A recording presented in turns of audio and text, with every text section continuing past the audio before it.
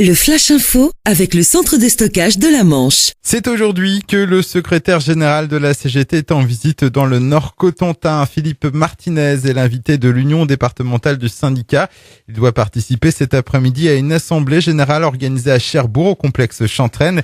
Et ce matin, Philippe Martinez est sur le chantier de l'EPR de Flamanville, comme il l'avait fait du côté de l'Arsenal de Cherbourg lors de sa précédente visite en mai 2015.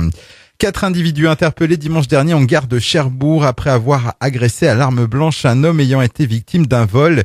La victime conduite à l'hôpital bénéficiera de 8 jours d'interruption temporaire de travail.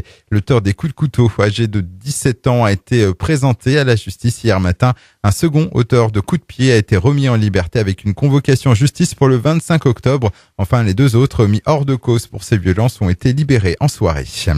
Une information révélée par la BBC. Dimanche dernier, 2 migrants d'origine afghane ont été retrouvés à bord d'un navire de la compagnie Irish Ferries effectuant la liaison entre Cherbourg et Dublin. Ils s'étaient cachés dans une remorque réfrigérée. En état d'hypothermie, ils ont été pris en charge et évacués par hélicoptère vers l'hôpital de Plymouth. Le ferry a pu ensuite continuer sa route et rejoindre Dublin ce lundi. Un accident impliquant un seul véhicule s'est produit dans la nuit du dimanche au lundi à Hacqueville dans le Nord-Cotentin. Un jeune conducteur de 19 ans a été blessé. Il a été victime d'une sortie de route après s'être endormi au volant. Il était aux alentours de 3h30 du matin. Les sapeurs-pompiers de Beaumoig sont intervenus pour lui porter secours et l'ont transporté à l'hôpital Pasteur de Cherbourg. Et puis chaque année, c'est la même chose. À une semaine de l'ouverture d'une nouvelle saison à la Coquille Saint-Jacques, la guerre est déclarée entre pêcheurs français et britanniques.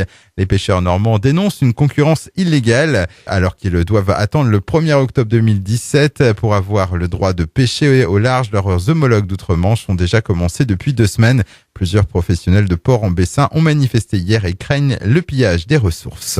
Le Flash Info vous a été présenté par Landra, centre de stockage de la Manche à Digoulville. Pour en savoir plus et visiter notre centre, 0810 120 172, coup d'un appel local.